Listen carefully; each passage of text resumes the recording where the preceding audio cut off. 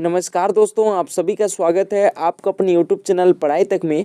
आज की इस वीडियो में CGPSC के द्वारा ले जा रहे चपरासी भर्ती परीक्षा 2022 के हिंदी के सामान्य ज्ञान को देखने वाले हैं, जो कि इसका दूसरा भाग है। इससे पहले हम पहले भाग में 1 से लेकर 20 तक के प्रश्नों को सॉल्व करवाए थे।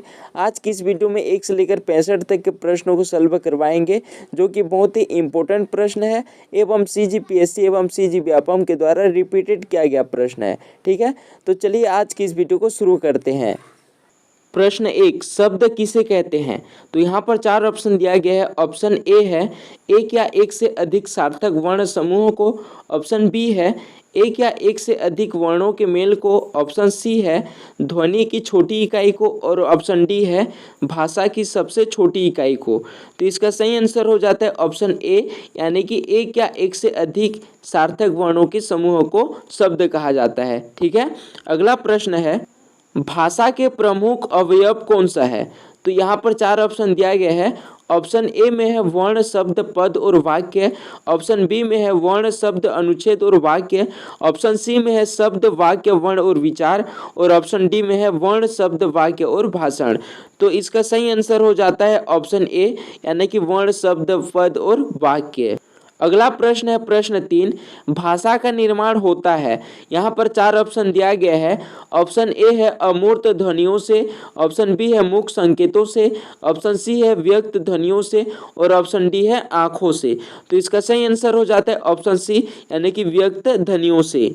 अगला प्रश्न है प्रश्न 4, भाषा की सार्थक लघुत्तम इकाई है। तो देखिए यहाँ पर 4 ऑप्शन दिया गया है।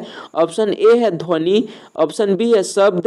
ऑप्शन सी है वाक्य। ऑप्शन डी है संयुक्त वाक्य। तो इसका सही आंसर हो जाता है ऑप्शन ए, यानी कि ध्वनि। ठीक है, अगला प्रश्न है प्रश्न 5, हिंदी की कितनी बोलियां हैं? तो यहाँ पर 4 ऑप्शन दिया गया है। ऑप्शन ए है 20, ऑप्शन बी है 18, ऑप्शन सी है 15 एवं ऑप्शन डी है 17।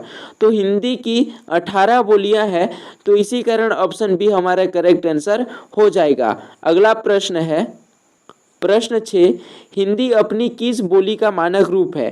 तो यहाँ पर 4 ऑप्शन दिया गया है। ऑप्शन ए है अवधी। ऑप्शन बी है खड़ी बोली। ऑप्शन सी है ब्रज भाषा। और ऑप्शन डी है राजस्थानी। तो देखिए जो हिंदी अपनी है वो खड़ी बोली है। ठीक है, तो इसी कारण अपना ऑप्शन बी सही आंसर हो जाएगा। प्रश्न 7, पूर्वी हिंदी का संबंध किसे माना गया है? तो यहाँ पर 4 ऑप्शन दिया गया है। ऑप्शन ए है मागधी अपभ्रंश को। ऑप्शन बी है अर्ध मागधी अपभ्रंश को। ऑप्शन सी है शोरसेनी अपभ्रंश को। और ऑप्शन डी है कोई नहीं। तो इसका सही आंसर हो जाता है ऑप्शन बी, यानी कि अर्ध मागधी अपभ्रंश को। प्रश्न 8, हिंदी की उपभाषाएं कितनी है? तो यहाँ पर 4 ऑप्शन दिया गया है। Option A 3, option B 4, option C 2 एवं ऑप्शन डी 5। तो हिंदी की 5 उपभाषाएं हैं, तो इसी कारण ऑप्शन डी हमारा सही आंसर हो जाएगा। अगला प्रश्न है प्रश्न 9, अशोक के शिलालेख ब्राह्मी लिपि का किस भाषा में उत्कीर्ण है? देखिए यहाँ पर 4 ऑप्शन दिया गया है। Option A Sanskrit, option B Pali, option C Prakrit और ऑप्शन डी हिंदी। तो इसका सही आंसर हो जाता है ऑप्शन सी प्राकृत। प्रश्न 10, संविधान के किस अनुच्छेद में हिंदी को राजभाषा माना गया है? तो यहाँ पर 4 ऑप्शन दिया गया है। ऑप्शन ए अनुच्छेद 343, ऑप्शन बी अनुच्छेद 352, ऑप्शन सी अनुच्छेद 356 और ऑप्शन डी अनुच्छेद 370। तो इसका सही आंसर हो जाएगा ऑप्शन ए, यानी कि अनुच्छेद 343। ठीक है, अगला प्रश्न है प्रश्न 11, अमीर खुसरो ने हिंदी के लिए क्या प्रयुक्त किया है? तो यहाँ पर 4 ऑप्शन है। Option A Hindavi, option B Hindustani, option C Urdu और ऑप्शन डी भाषा। तो इसका सही आंसर हो जाता है ऑप्शन ए हिंदवी। अगला प्रश्न है प्रश्न 12, राज्य के कार्यों में प्रयुक्त होने वाली भाषा कहलाती है। तो यहाँ पर 4 ऑप्शन दिया गया है। ऑप्शन ए राजभाषा, ऑप्शन बी राष्ट्रीय भाषा, ऑप्शन सी मानक भाषा और ऑप्शन डी लोक भाषा। तो इसका सही आंसर हो जाता है ऑप्शन ए राजभाषा। प्रश्न 13, भारत में भाषाओं का साहित्यिक विकास क्रम माना जाता है। तो ऑप्शन ए संस्कृत, पाली, प्राकृत और अपभ्रंश, ऑप्शन बी संस्कृत, प्राकृत, पाली और अपभ्रंश, ऑप्शन सी संस्कृत, अपभ्रंश, पाली और प्राकृत, ऑप्शन डी पाली, संस्कृत, प्राकृत और अपभ्रंश। तो इसका सही आंसर हो जाता है ऑप्शन ए, यानी कि संस्कृत, पाली, प्राकृत और अपभ्रंश। प्रश्न 14वां, किसने कहा था कि शब्द की ज्योति न जली होती तो विश्व अंधकारमय होता? तो यहाँ पर 4 ऑप्शन दिया गया है। ऑप्शन ए महर्षि दंडी ने, ऑप्शन बी आचार्य शुक्ल ने, ऑप्शन सी भरत मुनि ने और ऑप्शन डी आचार्य द्विवेदी ने। तो इसका सही आंसर हो जाएगा ऑप्शन ए महर्षि दंडी ने। अगला प्रश्न है प्रश्न 15वां, पाणिनि की रचना का क्या नाम है? तो देखिए यहाँ पर 4 ऑप्शन दिया गया है। ऑप्शन ए है वेदांग ज्योतिष, ऑप्शन बी है अष्टयाधि, ऑप्शन सी है अर्थशास्त्र और ऑप्शन डी है नाट्य शास्त्र। तो इसका सही आंसर हो जाता है ऑप्शन बी अष्टयाधि। ठीक है। प्रश्न है प्रश्न 16वां, व्याकरण से किसके अस्तित्व की जानकारी नहीं मिलती? तो यहाँ पर 4 ऑप्शन दिया गया है। ऑप्शन ए ध्वनि, ऑप्शन बी शब्द, ऑप्शन सी वाक्य और ऑप्शन डी लिपि। तो इसका सही आंसर हो जाता है ऑप्शन डी लिपि। अगला प्रश्न है प्रश्न 17वां, हिंदी भाषा की लिपि क्या है? तो यहाँ पर 4 ऑप्शन दिया गया है। Option A Brahmi, option B Devanagari, option C Jananagari और ऑप्शन डी अरामाइक। ठीक है। तो इसका सही आंसर हो जाता है ऑप्शन बी, यानी कि देवनागरी। अगला प्रश्न है प्रश्न 18वां, हिंदी को मानक रूप प्रदान करने का सर्वप्रथम प्रयास किसने किया था? तो यहाँ पर 4 ऑप्शन दिया गया है। Option A Kishoridas Vajpeyi, option B Kishorilal Goswami, option C Shyam Sundar Das और ऑप्शन डी डॉक्टर नरेंद्र। ठीक है। तो इसका सही आंसर हो जाता है ऑप्शन ए, यानी कि किशोरीदास वाजपेयी। अगला प्रश्न है प्रश्न 19, स्वामी दयानंद सरस्वती ने किसकी रचना हिंदी भाषा में की?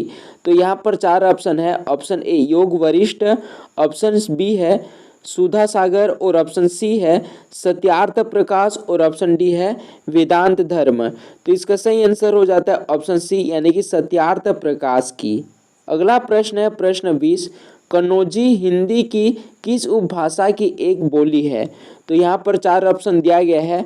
ऑप्शन ए पूर्वी हिंदी, ऑप्शन बी पश्चिमी हिंदी, ऑप्शन सी राजस्थानी हिंदी एवं ऑप्शन डी पहाड़ी हिंदी। तो इसका सही आंसर हो जाता है ऑप्शन बी पश्चिमी हिंदी। अगला प्रश्न है प्रश्न 21, कौन बिहारी हिंदी की बोलियां है? ठीक है, कौन बिहारी हिंदी की बोलियां है? तो यहाँ पर 4 ऑप्शन है। Option A Bundeli, option B Magahi, option C Hadoti और ऑप्शन डी अवधी। ठीक है। तो इसका सही आंसर हो जाता है ऑप्शन बी मगही। अगला प्रश्न है प्रश्न 22, भाषा का आरंभ होता है। तो यहाँ पर 4 ऑप्शन दिया गया है। ऑप्शन ए ध्वनि से, ऑप्शन बी अर्थ से, ऑप्शन सी शब्द से और ऑप्शन डी वाक्य से। तो देखिए, तो यहाँ पर भाषा का जो आरंभ है वो ध्वनियों से होता है, तो इसी कारण ऑप्शन ए सही आंसर हो जाएगा। प्रश्न 23, कौन पूर्वी हिंदी की बोलियां नहीं है? ठीक है। तो यहाँ पर 4 ऑप्शन दिया गया है। Option A Braj, option B Awadhi, option C Bagheli और ऑप्शन डी छत्तीसगढ़ी। तो देखिए, इसका सही आंसर हो जाता है ऑप्शन ए, यानी कि ब्रज। अगला प्रश्न है प्रश्न 24, कौन सी एक भाषा है? तो यहाँ पर 4 ऑप्शन है। Option A Mewati, option B Pali, option C Marwari और ऑप्शन डी बुंदेली। तो इसका सही आंसर हो जाता है ऑप्शन बी पाली एक भाषा है। ठीक है। अगला प्रश्न है प्रश्न 25, किसने मैथिली में एक रचनाएं की? ठीक है। तो यहाँ पर 4 ऑप्शन है। ऑप्शन ए जयदेव ने, ऑप्शन बी विद्यापति ने, ऑप्शन सी सूरदास ने एवं ऑप्शन डी बिहारी ने। तो इसका सही आंसर हो जाता है ऑप्शन बी विद्यापति ने।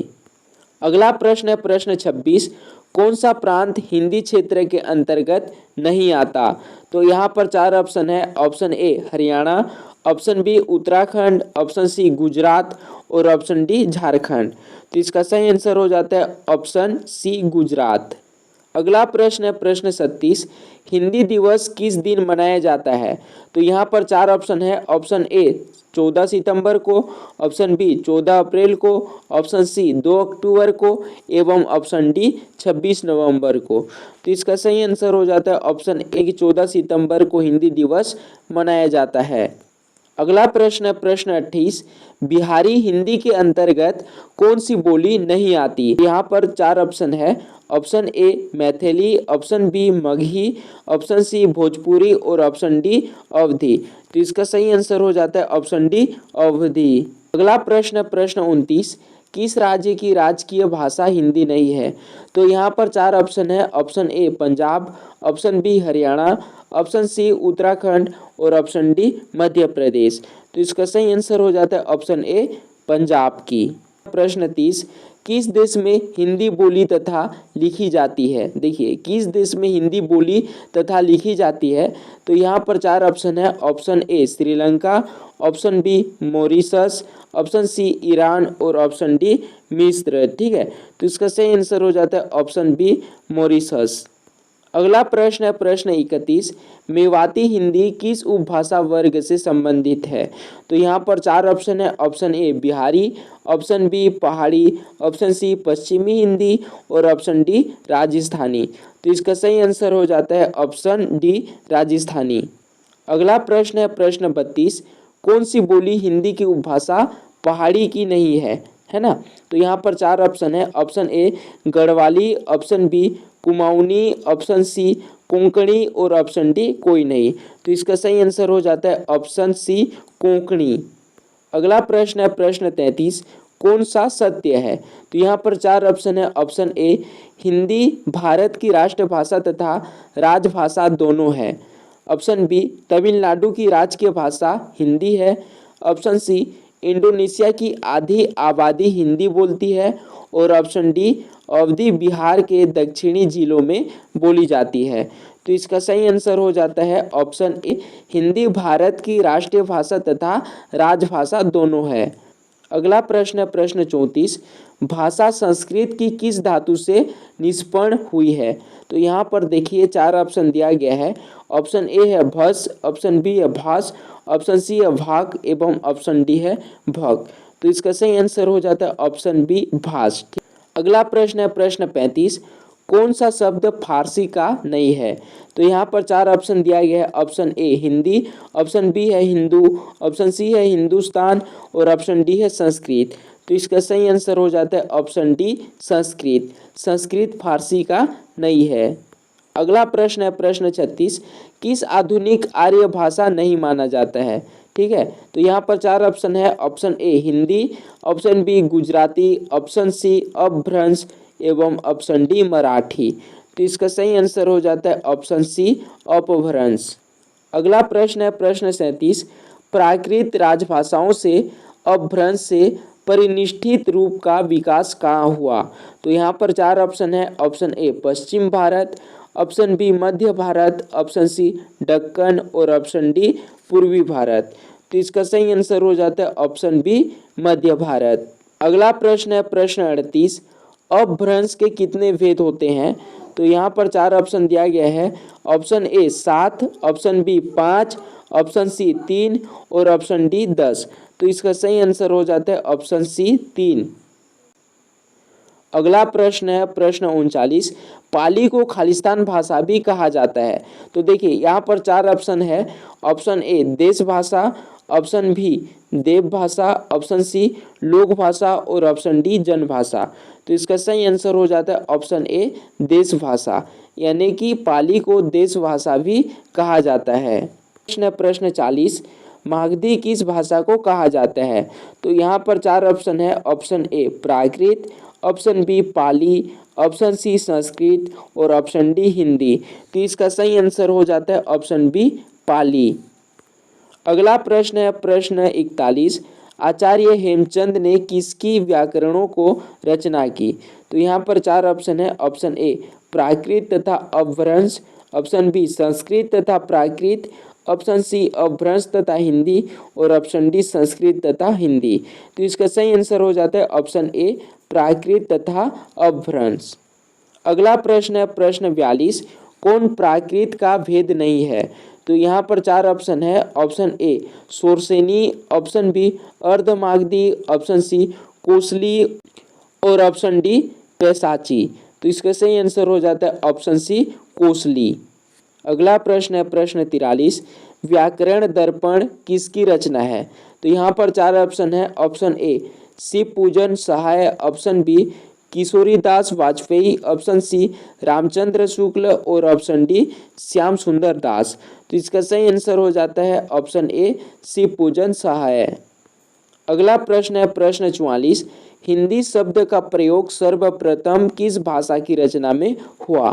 तो इसका चार ऑप्शन यहाँ पर दिया गया है। Option A Sanskrit, option B Pali, option A Sanskrit, option B Pali, option C Prakrit और ऑप्शन डी फारसी। तो इसका सही आंसर हो जाता है ऑप्शन डी फारसी। अगला प्रश्न है प्रश्न 45। किसकी मातृभाषा हिंदी नहीं है? तो यहाँ पर चार ऑप्शन है। Option A Indira Gandhi, option B Morarji Desai, option C Atal Bihari Vajpayee एवं ऑप्शन डी चौधरी चरण सिंह। तो इसके सही आंसर हो जाता है ऑप्शन बी यानी कि मोरारजी देसाई की। अगला प्रश्न है प्रश्न 46। कौन रचनाकार अवधि क्षेत्र का नहीं था? तो यहाँ पर चार ऑप्शन है। Option A Munshi Premchand, option B Jaishankar Prasad, option C Bharatendu Harishchandra और ऑप्शन डी जैनेन्द्र। तो इसका सही आंसर हो जाता है ऑप्शन डी जैनेन्द्र। अगला प्रश्न है प्रश्न 47। तुलसीदास की रचना रामचरितमानस किस बोली की साहित्यिक रचना है? तो यहाँ पर चार ऑप्शन दिया गया है। Option A Awadhi, option B Braj, option C Maithili और ऑप्शन डी मगही। तो इसका सही आंसर हो जाता है ऑप्शन ए अवधी। अगला प्रश्न है प्रश्न 48। बिहार की राजधानी पटना किस बिहारी बोली क्षेत्र में स्थित है? तो देखिए यहाँ पर चार ऑप्शन दिया गया है। Option A Maithili, option B Bhojpuri, option C Magahi और ऑप्शन डी अंगिका। तो इसका सही आंसर हो जाता है ऑप्शन सी मगही। अगला प्रश्न है प्रश्न 49। भाषा वह साधन है जिसके द्वारा मनुष्य अपने विचार दूसरों तक भली भांति प्रकट कर सकता है, यह कथन किसका है? तो यहाँ पर देखिए चार ऑप्शन है। तो यहाँ पर चार ऑप्शन दिया गया है। महावीर प्रसाद द्विवेदी की, कामता प्रसाद गुरु की, रामचंद्र शुक्ल की, किशोरीलाल वाजपेयी की। तो इसका सही आंसर हो जाता है ऑप्शन बी कामता प्रसाद गुरु की। अगला प्रश्न है प्रश्न 50। जब कोई बोली या भाषा व्याकरणिक ढांचे में ढलकर व्यवस्थित रूप ग्रहण कर लेती है तो उसे क्या कहते हैं? तो यहाँ पर चार ऑप्शन दिया गया है। क्षेत्रीय भाषा, परिनिष्ठित भाषा, राजभाषा और राष्ट्रीय भाषा। तो इसका सही आंसर हो जाता है ऑप्शन बी परिनिष्ठित भाषा। अगला प्रश्न प्रश्न 51। वर्णों के मेल से जिस सार्थक वर्ण समूह या ध्वनि समूह की सृष्टि होती है उसे क्या कहते हैं? तो यहाँ पर चार ऑप्शन दिया गया है। ऑप्शन ए अक्षर, ऑप्शन बी शब्द और ऑप्शन सी वाक्य और ऑप्शन डी उपवाक्य। तो इसका सही आंसर हो जाता है ऑप्शन बी शब्द। अगला प्रश्न है प्रश्न 52। जो भाषा देश की जनता की जागृति से जुड़कर व्यापकता ग्रहण करती है वह है? तो यहाँ पर चार ऑप्शन है। राजभाषा, राष्ट्रीय भाषा, परिनिष्ठित भाषा और अलंकृत भाषा। तो इसका सही आंसर हो जाता है ऑप्शन बी राष्ट्रीय भाषा। अगला प्रश्न है प्रश्न 53। किस रचनाकार ने हिंदी भाषा को हिंदवी कहा गया है? तो यहाँ पर चार ऑप्शन है। सूरदास, कबीरदास, अमीर खुसरो और मुल्ला दाऊद। ठीक है, तो इसका सही आंसर हो जाता है ऑप्शन सी अमीर खुसरो। प्रश्न 54। कौन बिहारी हिंदी की बोली नहीं है? तो यहाँ पर चार ऑप्शन है। भोजपुरी, मगही, मैथिली और बघेली। तो इसका सही आंसर हो जाता है ऑप्शन डी बघेली। प्रश्न 55। कौन पूर्वी हिंदी की बोली नहीं है? तो यहाँ पर चार ऑप्शन है। Option A Awadhi, option B कत्रोजी, ऑप्शन सी बघेली और ऑप्शन डी छत्तीसगढ़ी। तो इसका सही आंसर हो जाता है ऑप्शन बी कत्रोजी। अगला प्रश्न प्रश्न 56। महाराष्ट्र में किस भाषा का प्रयोग अधिक होता है? तो यहाँ पर चार ऑप्शन है। ऑप्शन ए अंग्रेजी, option B Hindi, option C Marathi और ऑप्शन डी मैथिली। तो इसका सही आंसर हो जाता है ऑप्शन सी मराठी। अगला प्रश्न है प्रश्न 57। हिंदी भारत के कितने राज्यों की राजकीय भाषा है? तो यहाँ पर चार ऑप्शन दिया गया है। Option A 9, option B 10, option C 13 एवं ऑप्शन डी 15। तो इसका सही आंसर हो जाता है ऑप्शन बी 10। अगला प्रश्न है प्रश्न 58।